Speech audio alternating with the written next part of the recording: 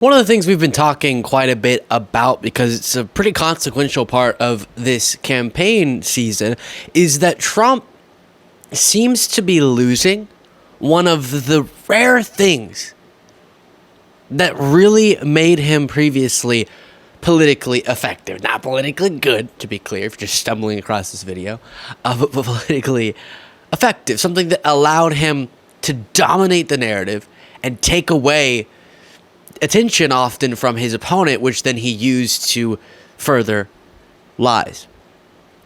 And that was his ability to be entertaining, to grab ratings, to get media outlets, because it was in their interest because of those ratings, to put a lot of focus on him. And a lot of why Trump supporters for so long seemingly couldn't get enough of him, despite all of his massive, unignorable flaws, is because he could keep their attention and entertain them. Well, that seems to be going away. And increasingly, his crowds seem bored with what he has to say for much of his speeches. And while that seems super inconsequential, it actually does play a big role in things because of, like I said, how that plays into the broader way that he commands the media narrative, which has been a big thing where Kamala Harris now is taking away so much of that attention. So before I show you some video of Trump supporters that is hilarious, not interested in what he has to say, I first want to show you this. Just as an example, just the first thing I could pull up from one of the recent speeches we covered. The vibe he brings out to remarks, just so boring. They shouldn't arrest people for saying the election was rigged, but they like that. They go after guys like me, but they don't go after people that kill people. It's a shame what's happened in our country, but we're going to turn it around. We're going to win. Just sort of low energy, boring, and we've been covering that a lot. Well, then you have here Kamala Harris's campaign putting out a little video that focuses on how bored at recent events Trump's supporters have been. Because people get bored, but they don't get bored with me. 6.5 hours later. Lawyers and your carpenters and your electricians and your drivers, and you're doing a lot of things. By the way, no Beautiful F-35 Lightnings. police is blowing up. Russia's blowing up with Ukraine. There's wars starting all over the place. Looks like bad things could happen in 89. We'll be right back to the video. All I gotta say is just subscribe if you're not already by clicking that subscribe button. Easy, free, but it makes all the difference. The majority of people who watch this show aren't subscribed. So if you want to make yourself no longer one of those people, do it. Thank you so much. Back to the video. Percent increase in aggravated assault, and 56 department to go after their political opponent, but they're not doing well. I'm the only, nobody lies like her. She's a liar. She makes up crap. She's the one gonna raise, she said, Donald Trump, because people get bored. So, that is so funny. Just yawn for our podcast listeners. It's just different clips of Trump talking while those behind him I think that was probably his, I don't know which rally that was from, but one of his recent rallies, just yawning and exhausted. We've seen some of the footage from rallies before where people seem to be almost dozing off, and part of it is he chooses to go so long. Kamala Harris comes out, delivers this super exciting speech, the crowd cheers, and then she walks off, and then it's over. As opposed to Trump going on for 90 minutes, just rambling. And actually, if I can pull up right here, he was defensive about this recently.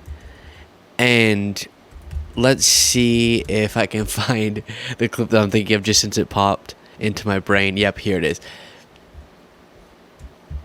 I heard the other day, and this isn't anything, I'm just saying, they'll say he was rambling. I don't ramble. I'm a really smart guy, really smart. I don't ramble. But the other day, anytime I hit too hard, they say he was rambling. Rambling? Yeah. I'm a very smart guy, he says. Huh. Okay.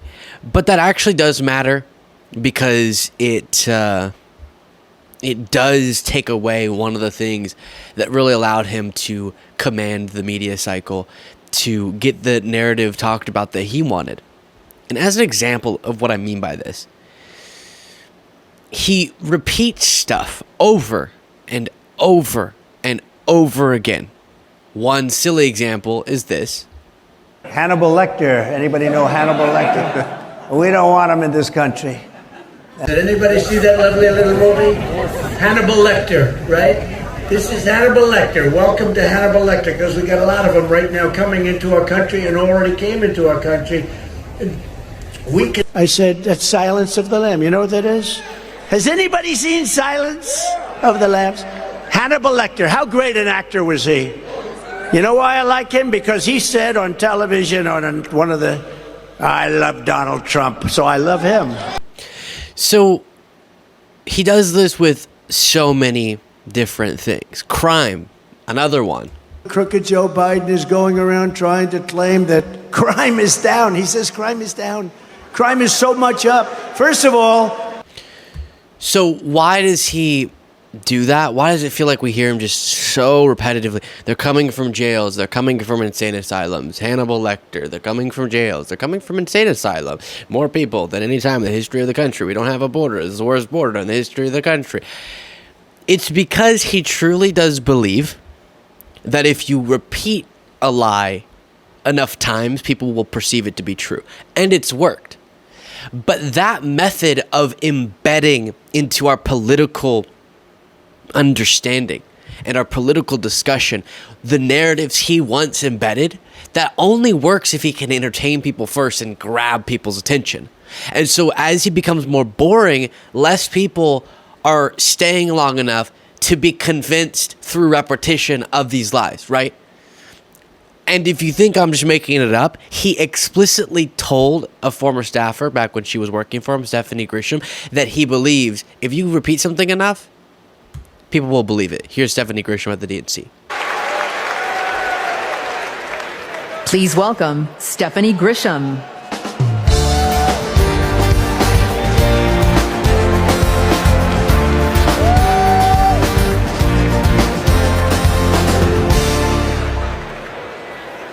I wasn't just a Trump supporter. I was a true believer. I was one of his closest advisors. The Trump family became my family. I spent Easter, Thanksgiving, Christmas, and New Year's all at Mar-a-Lago. I saw him when the cameras were off. Behind closed doors, Trump mocks his supporters. He calls them basement dwellers. On a hospital visit one time when people were dying in the ICU, he was mad that the cameras were not watching him. He has no empathy, no morals, and no fidelity to the truth. He used to tell me, it doesn't matter what you say, Stephanie. Say it enough and people will believe you. But it does matter. What you says matter. Doesn't matter what you say. Say it enough and people will believe you. Keep that in mind when we see these clips, because if you watch a lot of political content, you feel bombarded by Trump's repetition. It's just, oh my gosh. And it's not the thing they criticize Kamala Harris for, where it's a stump speech and it's a similar idea because she wants to say the same, do we believe in freedom, opportunity, right? Or make the same points about the prosecutor felon framing. This is more his brain, which I think part of this is his cognitive decline, where he just can't think of that much to say. But in interviews, in any setting, he just goes right back to the same thing. It's why he said the exact same sentence over and over, just off the cuff about Xi Jinping. His brain just goes back to these simple concepts and then he repeats them over and over. But aside from the cognitive part of it, it is a strategy too, where a lot of people, I've had people in my life say to me about some of Trump's talking points, that can't be completely made up, right? Because he says it so much. There has to be some truth to it. Crime's up, right? Because he says that so much. No, opposite. He's way down. Or he'll try to repeat enough times that he's leading in the polls to give this perception that he is a winner. I don't even know why you do that strategically. But all of that, his way of of doing to American politics what he's done, it all falls apart if he's not interesting. And he's becoming really boring. And I think it's because he's losing whatever that was. In part because he's getting really tired doing this, which is good news for us. And one of the things we were concerned about, I do want to update you on in this segment, is RFK Jr. endorsing Trump. He did it. Previously, that would have seemed like an election determiner because RFK was polling a pretty significant amount. If Trump got all of that, then he would win. But this is really exciting because of how much Harris had already taken in support from RFK Jr. This is essentially doing nothing. And this is so good. This is from Nate Silver. We removed RFK Jr. from our model, but it didn't hurt Kamala. And you see why here.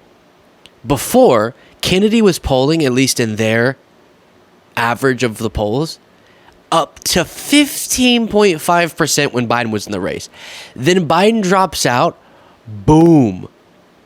Harris takes a bunch of that, and Trump takes some of it, and Kennedy's down to 4.2%. And then now he's to 3.9, and that'll just continue to drop as obviously now he's dropped out of the race. But what you're seeing, actually, no, once he's taken out of the race, I should say, what you're seeing is that both Harris and Trump are essentially taking equal parts of his support. And that's because a part of RFK Jr.'s support came from people who wanted the conspiratorial sort of MAGA-ish, not MAGA, but something that would be appealing to a right-winger, maybe anti-deep state, maybe 9/11 was a conspiracy sort of stuff. So there's a chunk that was there. And those people, RFK Jr. endorsing Trump, is going to cause them to go to Trump. But a lot of people that I've interacted with just wanted a different, especially when Biden was in the race, younger option. And a lot of people are just going to go, you know what, I'm going to go with Harris on that, now that she's in the race. And so that's a really good story that we're seeing play out. And it is leading, by the way, the strength of Harris's candidacy to 538's projection, where they'll run 1,000 simulations based on polls and different factors of what the outcome of the election is going to be. And it now has Harris winning 58 times out of 100. Let's see. Yeah, out of 100. And Trump winning 41 times out of 100. As a reminder, when Biden was in the race, that was more like 50-50. Sometimes Biden 51, Trump 49. Sometimes Trump 51, Biden 49. So that's a huge shift and a lot of hope, even with RFK Jr.'s endorsement of Trump. That's what I mean to say. Thank you all so much for watching this video. If you want to support this show, you can do so by clicking the join button below. And do tell me what you think of all of my segments in the comments.